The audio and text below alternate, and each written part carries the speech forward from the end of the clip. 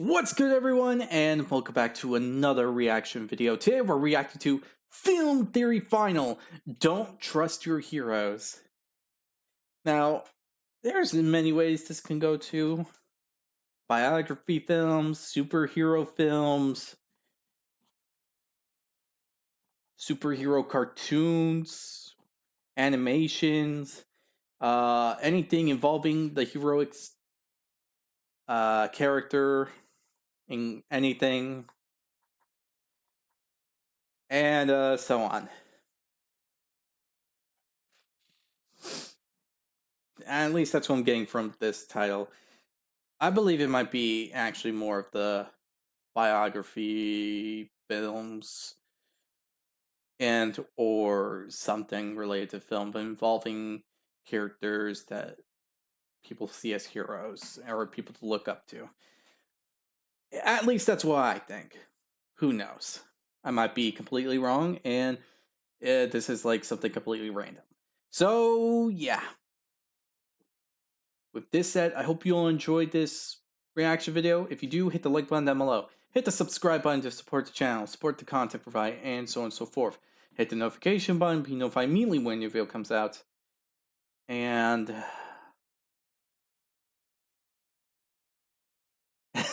sorry, as I'm doing this, I keep getting the sudden realization this is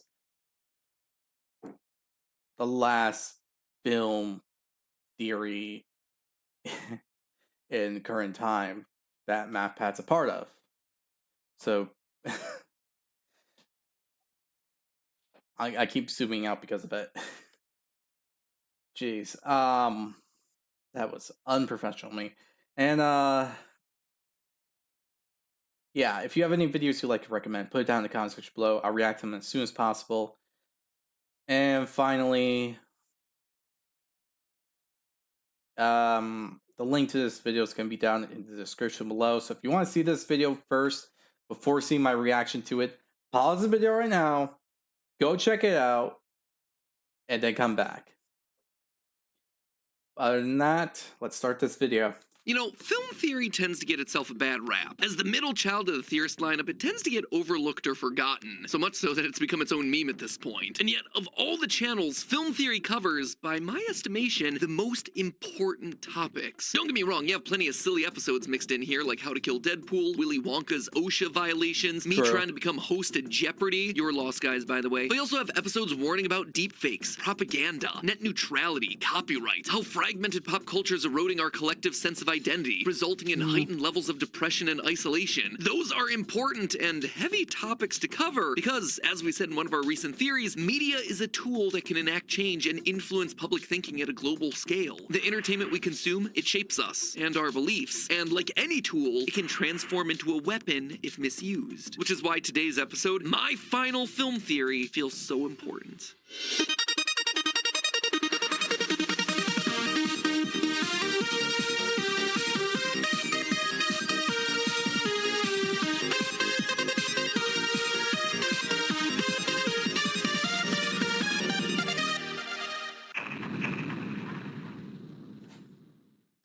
Internet, welcome to Film Theory, the show that's now entering its zaddy era. Today I wanted to start off with a question. I want you to think about all the media that you consumed during your childhood, all the TV shows and movies that you loved as a kid. And now, with the perspective that you've gained as you've gotten older, can you name for me 5 good father figures from children's media? I'm talking about ooh, okay. Oh wait, let me hear this. Wholesome dads who want the best for their kids, who try really hard to teach them and nurture them and show them love and all the good things that dad should be doing. Okay. TV shows like that, huh? From the TV shows I've seen since childhood. I don't remember them all on the top of my head.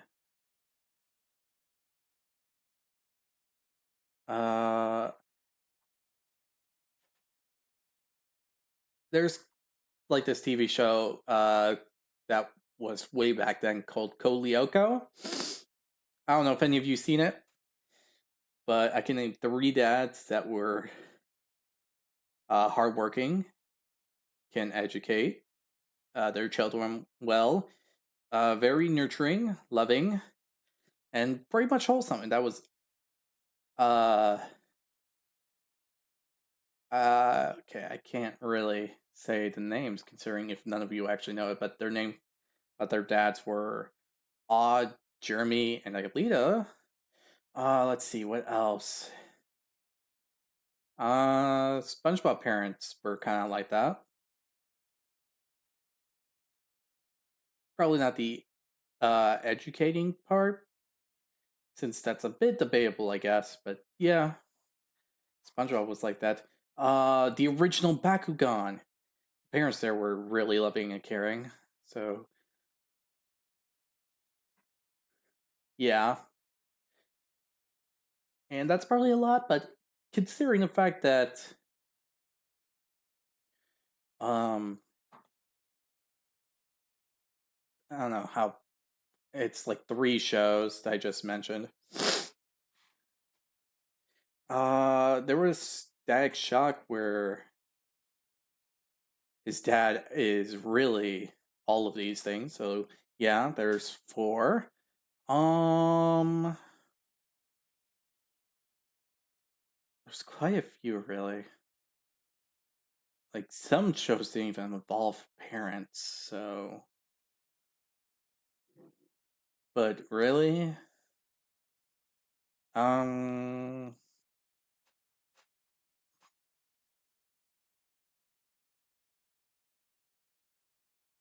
I hadn't like at the top of my head like Speed Racer. I think Speed Racer and the original. I mean, the dad was a little strict, but hardworking, wholesome. He loved these kids and all that. So I think that would fit. If not, yeah, I can't say Danny Phantom. There's no way. Well, maybe Jimmy Neutron actually. The dad from Jimmy Neutron was pretty much all that, except educating, because Jimmy was already smart to begin with when we saw the series. So counterproductive. But yeah, there was the yeah. There was like a lot. There's quite a few. Not a lot, but yeah,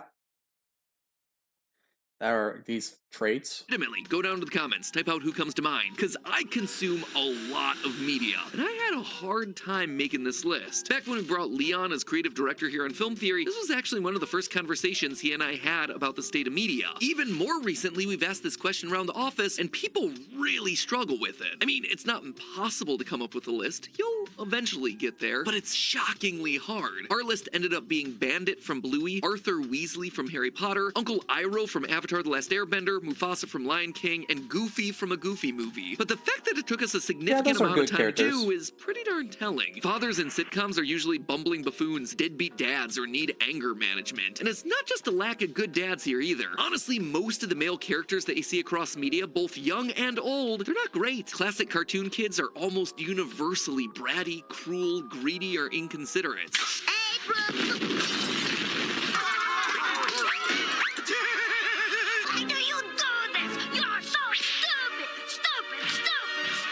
Even the oldest of old school animated characters that have been sanitized to be as brand safe and neutral today as possible, they started off as horrible jerks. Abruptly, he becomes an uncontrollable monster.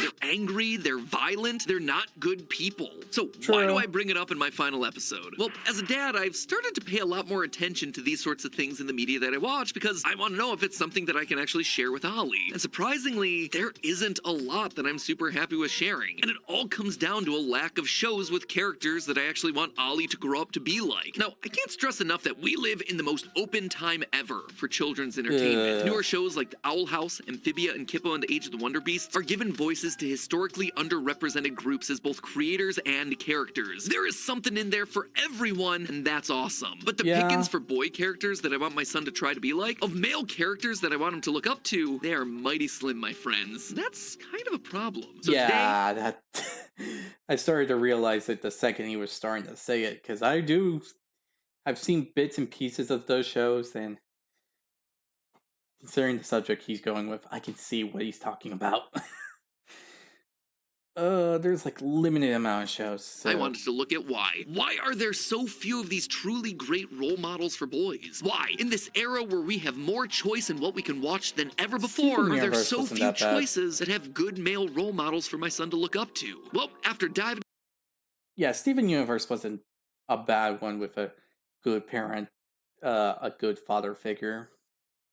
I mean, wish they showed more episodes about him, but that's more my personal opinion than I think anyone else can say.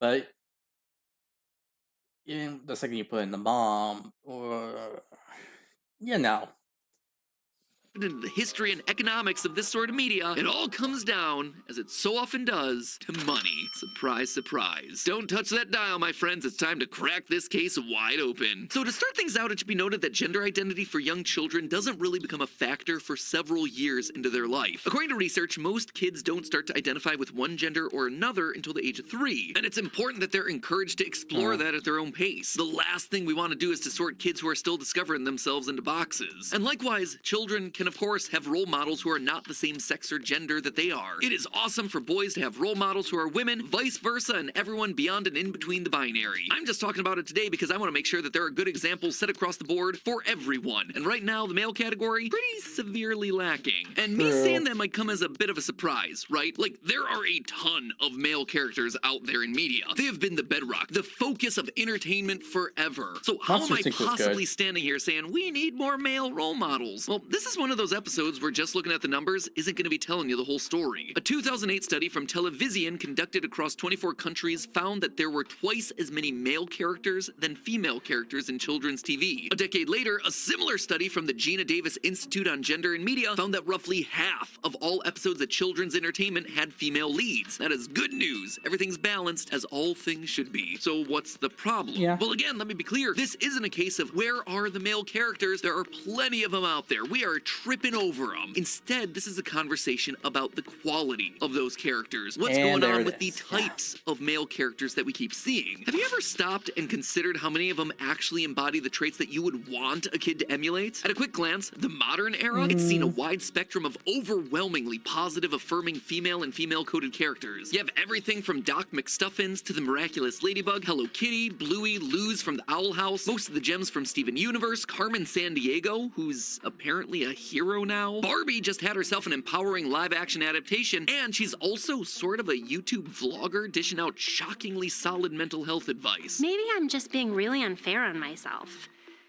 You know, I don't always have to be upbeat and positive. Even parodies of the overconfident, self-reliant neo-heroine like True. Princess Bubblegum from Adventure Time ultimately get to be effective political leaders, excel at STEM fields, kick butt on the battlefield, and get the girl in the end. The fact that these characters exist, that is awesome. I don't want to take anything away from that. And if this is how we're overcorrecting for decades of women being trapped as damsels in distress or trophies, I am all about that. But then That's you look good. over at the boys and things get a bit more And there it complicated. is. Sure, there are some truly great and kind characters that I do Yeah. want my son to look up to. For as much fun as I've had here on the channel saying that he's actually a ruthless businessman, Ryder from the Paw Patrol, fantastic role model. He's smart, he's resourceful, he's caring, he's a leader, and it was awesome that Ollie dug that series. Probably in part because he saw Ryder and wanted to connect with him. Same thing with Dipper from Gravity Falls. Also a win for being smart, curious, brave, and a loving brother. Also, there's a handful of solid early educational programming with male protagonists like Arthur, Thomas the Tank Engine, True, Daniel true, Tiger, though it's true. worth calling out how few of them are actually human. But let's talk for a minute about the characters that you typically see come up in a conversation like this, right? Well, the problem here is that they tend to have a huge asterisk attached to their names. Captain America, Superman, Batman, Spider-Man, the Ninja Turtles, they're all great, but the stories also involve a lot of war, crime, death, fighting in general. They tend to solve most of their problems through punching and physical violence. Aang, Luke Skywalker, Harry Potter, they're selfless heroes who do what they think's right no matter what the cost. But they're also sitting smack dab in franchises built on needing to be violent, fighting, often killing soldiers, stormtroopers, dark wizards. Not generally a drawback that you're facing from traditionally feminine skewing characters like Sophia the First or Elena of Avalor. And if they're not violent or surrounded by violence, well, very often they're just not good. Johnny Bravo's a big ol' womanizer. Timmy Turner's a whiny, spoiled narcissist. Jimmy Neutron's arrogant, destructive, mean to girls, and regularly uses his intelligence as an excuse for being a jerk to his friends.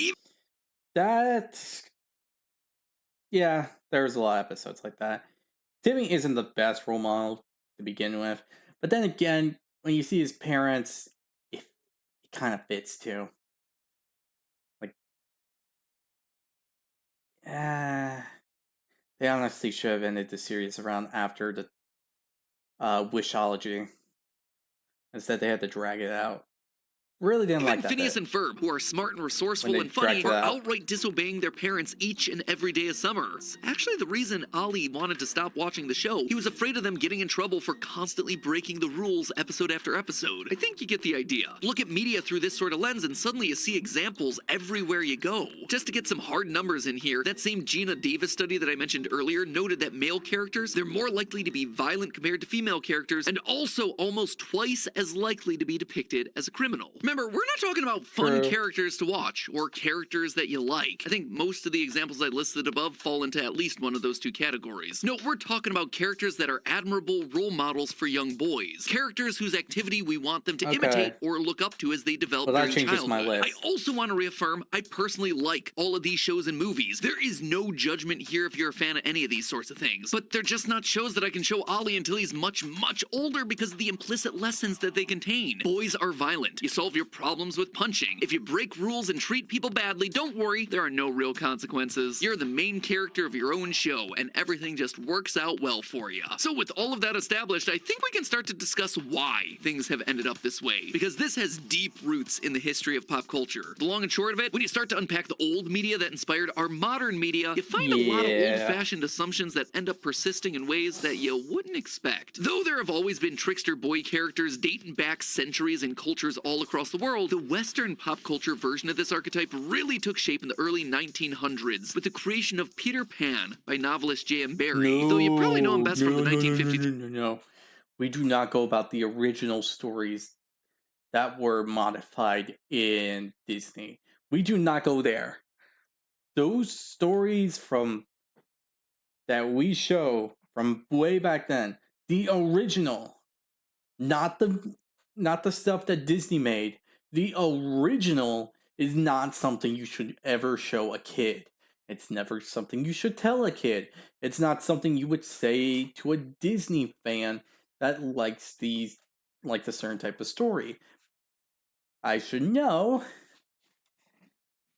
I have many female cousins and male cousins and nephews, nieces, and all that out there. And also little siblings that like the Disney stuff. I learned about the original stuff and I was horrified. And it is something I do not want to ever allow anyone to see. So, fair warning, anyone that's trying to say anything about the original, and I do not mean like some cartoonish version, like the real original from these stories, like Peter Pan, Snow White, The Little Mermaid, and Tarzan, and definitely Tarzan. You do not want to tell a kid the original story of Tarzan. You would have to be effed up as heck to do that.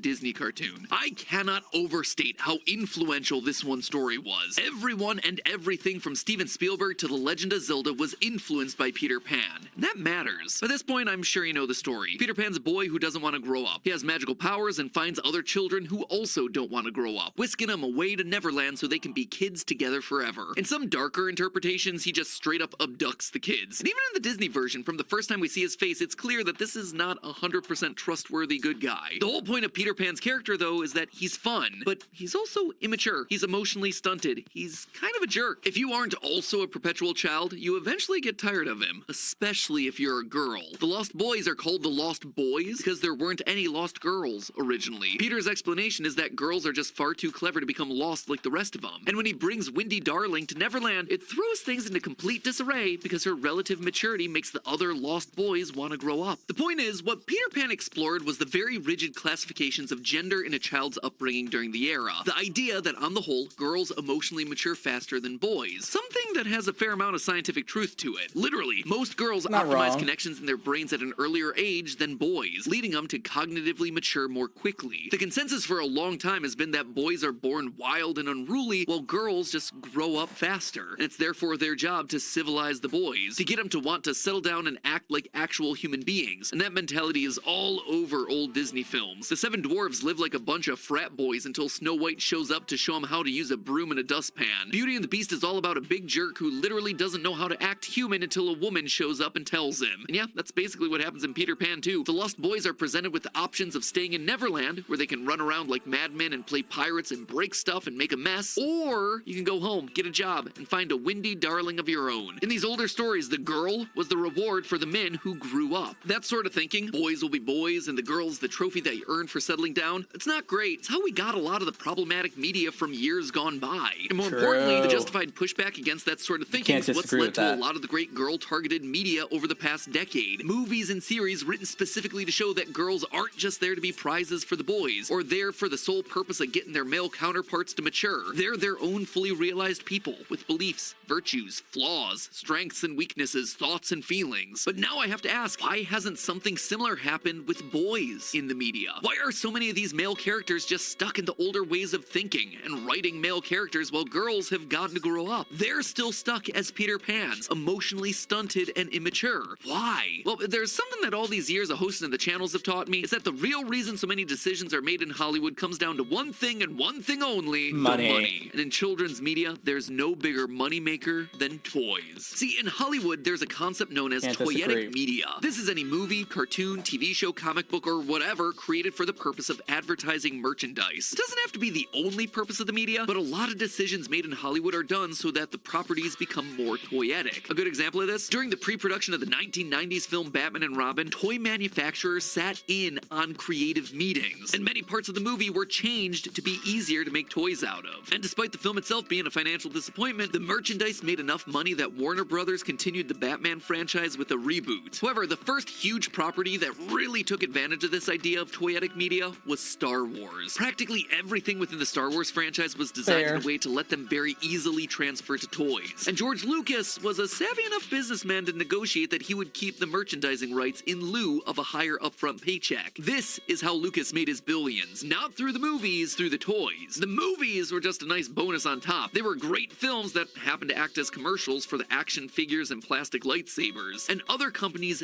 definitely took note of this. This led to a slew of toyetic IP being created for the sole purpose of selling merchandise, and a lot of the most popular franchises from the 80s and 90s fall into this exact category. I'm talking Transformers, G.I. Joe, Thundercats, He-Man, She-Ra, Pokemon, Digimon, even certified classics like Cowboy Bebop. All of them are made specifically to sell toys, games, trading cards, you name it, and not because they were the best stories to tell our... Are you serious? They have one for Cowboy Bebop. I hardly remember that show. Then again, it was more of the fact that it just stopped showing when I was younger. Probably for good reason. But still. Kids. But then why are we still selling crummy characters to little boys and not to girls? Well, if you look at the way boys and girls relate to their toys, you start to see one of the big reasons why boy characters are held to such low standards. Let me show you an example from one of the world's biggest toy brands, Lego. In 2011, the Lego company completed an exhaustive study into children's play psychology that spanned multiple years and continents. They wanted to look at child development and feedback from parents to figure out the difference between boy toys and girl toys, if there was any difference at all. What did boys and girls like to play with and why? And the results were fascinating. Obviously, this comes with big asterisks that every child's gonna be different, but broadly speaking, Lego found that boys tended to play with their toys and figurines in the third person, deciding what actions the characters they were playing with would take more as a director of sorts. They were telling the knights or astronauts or superheroes what to do during play rather than being the characters themselves or putting themselves into the character's shoes. For Lego, that meant that the boys tended to gravitate towards the IP-based playsets, Thundercats, Star Wars, Spider-Man. Situations that were really exciting to direct the Huh. action for, but where you didn't really have to Interesting. pretend to be those characters to make it exciting. On the other hand, girls tended to play in the first person, role-playing that they themselves were the characters doing these actions. They projected their own identities onto the toys, rather than directing them to do things. The result of all this? Lego, who had always prided itself on the idea that Lego bricks were for everyone, that they weren't gendered. They developed the Lego Friends line, focused more on pastel colors, sets that seem more like doll houses than Death Stars, and redesigned minifigurines to look more human. Lego Friends is now considered to be one of the most successful product launches in Lego's history, doubling Lego's expectations, tripling their sales with girls in the US and European markets, and rocketing Lego to become the biggest toy maker on the planet. Clearly, it met a need in the market, and the data from their study lines up with tons of other deep dive research about toys and playstyles for children. The big TLDR here is that boys and girls relate to characters differently. So when you're creating a TV show trying to sell them a bunch of toys, those shows are going to look different depending on who you're targeting. For girls, you have to create characters that the girls want to be. So when you sell them toys, they want to embody those characters. For boys, the job's actually kind of different. All you gotta do is create exciting worlds and characters for them to direct. As long as they feel like cool, exciting characters, job done. They don't necessarily have to be someone you look up to. And therefore, you get characters that aren't really good people. They're just loud and grab your attention. I bring all this up, Lego and toyetic media, because I can't help but draw a connection between the ways these studies observe children playing with toys and the media that's explicitly being created for them. Because girls typically role-play in the first Not person wrong. during childhood, there's a greater focus on seeing yourself in these characters from that female-targeted media. They're designed from the ground up to be more appropriate role models because girls would directly identify with those protagonists. And on the other hand, boys are just assumed to simply watch male-targeted shows for the cool characters doing awesome things. They're watching the story in the third person and incorporating what they see into the direction that they give their toys later on. In the eyes of the corporations making the media and ultimately making the toys, what's most important here is to make the male characters cool, funny, loud, and exciting, which far too often just translates into violent, stupid, and cruel. And that, I think, is a significant part of why these Yeah. male characters just don't stack Yeah. up, especially in relation to their female counterparts. Media, it's powerful. We see it influence action in the real world, and with younger girls now being shown that the world is open to them and that people should be taking them seriously by all these female protagonists, the ball starts rolling to make that a reality. And now,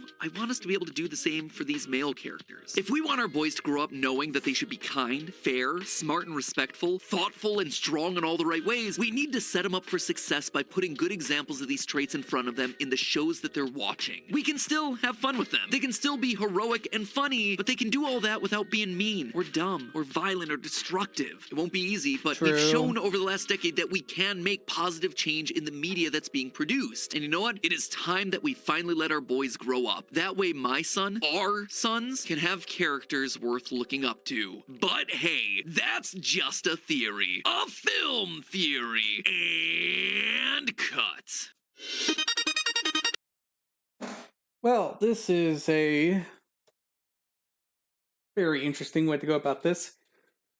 And it's also a really good way to end film theory. To discuss a very serious matter about the one of the biggest things to go on around, and that is the next generation being kids and young ones at this current age. So yeah, I can see how this is a really good final episode. But tell me what you think. Honestly, hearing what it was said, I was thinking more of male characters that had a father figure that fulfills those traits, but apparently not. It was the male characters themselves, and that is a really limited amount of characters I can really think of. Now I'm actually now I actually don't know.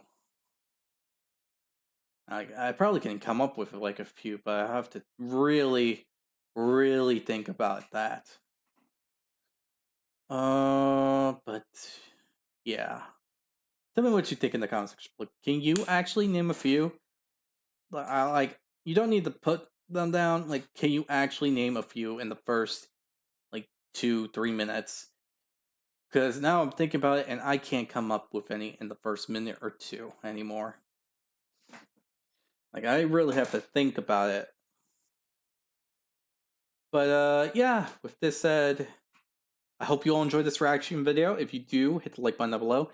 Hit the subscribe button to support the channel, support the content provided, and so on and so forth. Hit the notification button to be notified immediately when the video comes out. Other than that, I'll see you all in the final theory video.